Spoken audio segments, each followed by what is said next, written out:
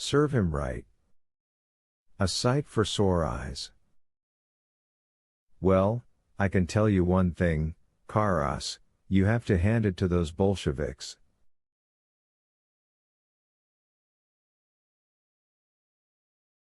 They really know their stuff. What a brilliant piece of work. Did you notice how cleverly they fixed things so that their speaker got clean away? They're tough, and by God, they're clever.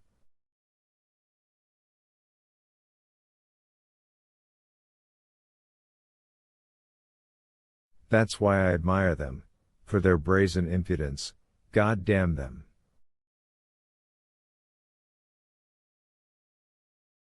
The shorter man said in a low voice.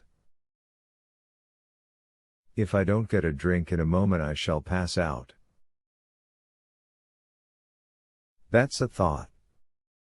Brilliant idea, the tall man agreed cheerfully. How much do you have on you?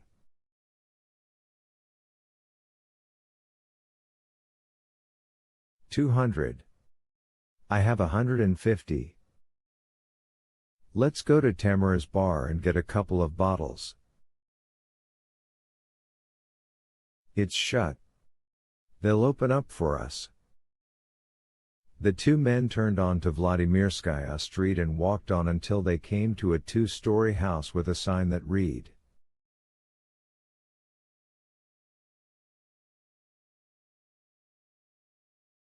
grocery. Alongside it was another,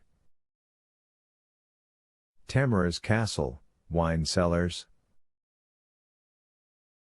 Sidling down the steps to the basement, the two men began to tap cautiously on the glass of the double door.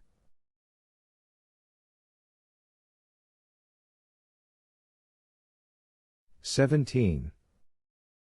Throughout the last few days, since events had rained down on his family like stones, Nikolka had been preoccupied with a solemn obligation, an act bound up with the last words of his commanding officer, who had died stretched out on the snow. Nikolka succeeded in discharging that obligation, but to do so he had had to spend the whole of the day before the parade running around the city and calling on no less than 9 addresses.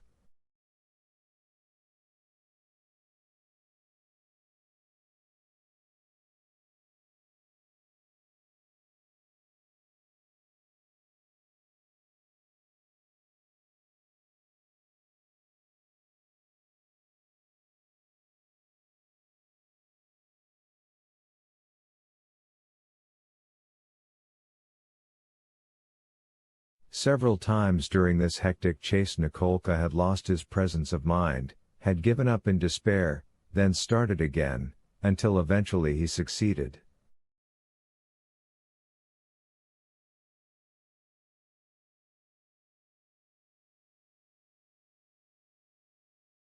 In a little house on Lidovskaya Street at the very edge of town he found another cadet who had served in the 2nd company of their detachment, and from him he learned the first name, patronymic and address of Colonel Nai Turs.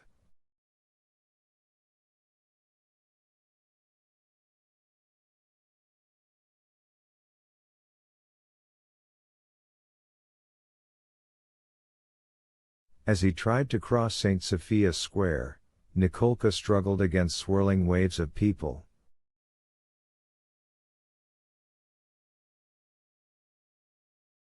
It was impossible to get across the square.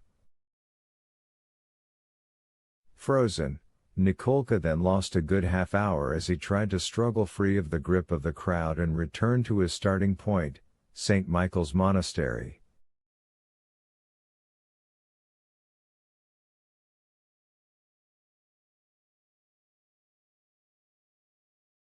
From there Nikolka tried, by making a wide detour along Kostelnaya Street, to work his way round to the lower end of the Khreshchatyk, and from there to get through to Malopruvalnaya Street by devious back streets.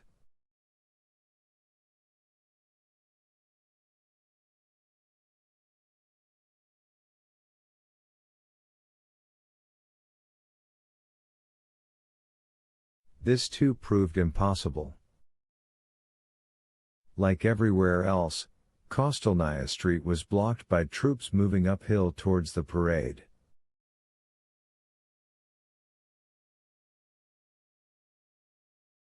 Then Nikolka made an even bigger and more curving sweep away from the center until he found himself completely alone on St. Vladimir's Hill.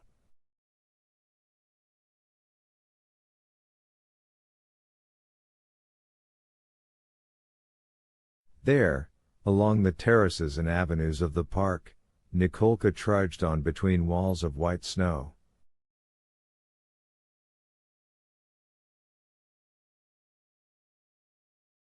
His way took him past the open space around St. Vladimir's statue, where there was much less snow, and from where he could see, in the sea of snow on the hills opposite, the Imperial Gardens. Further away to the left, stretching towards Chernigov, lay the endless plains in their deep winter sleep, divided from him by the river Dnieper, white and majestic between its frozen banks.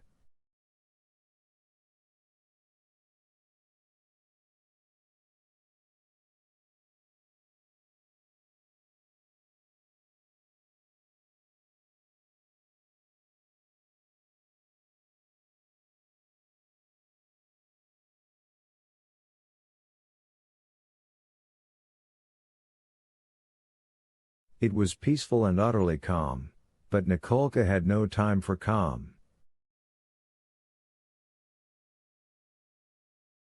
Fighting his way through the snow, he made his way down from terrace after terrace, surprised by the occasional tracks in the snow, which meant that someone beside himself had been wandering about the park in the depths of winter.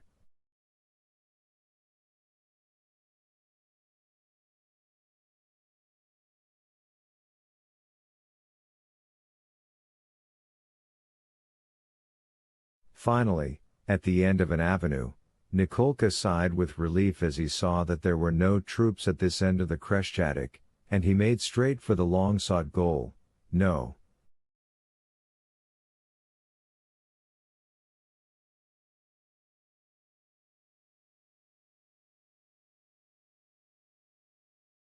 Maloprovolnaya Street.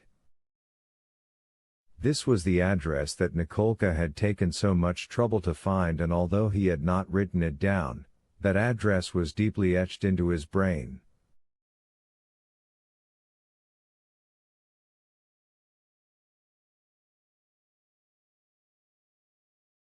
Nikolka felt both excited and shy.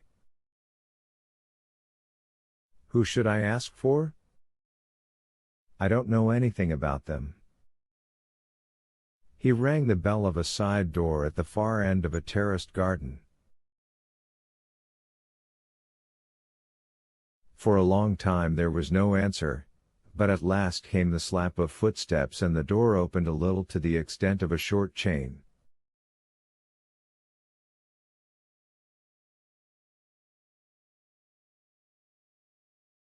A woman's face with a pince-nez peered out and asked brusquely from the darkness of the lobby.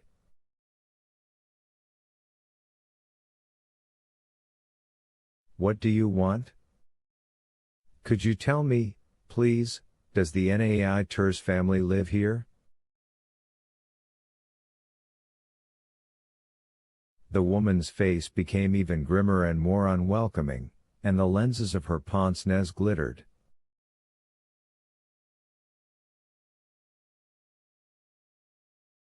There's no one here called Turs, said the woman in a low voice. Blushing, Nikolka felt miserable and embarrassed. This is apartment 5, isn't it? Well, yes, it is, the woman replied suspiciously and reluctantly. Tell me what you want.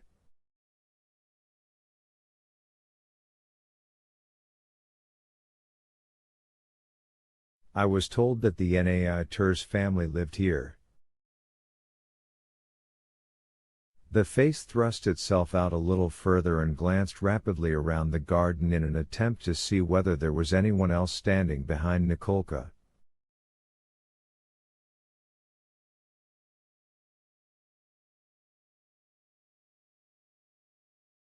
Nikolka found himself staring at a fat female double chin.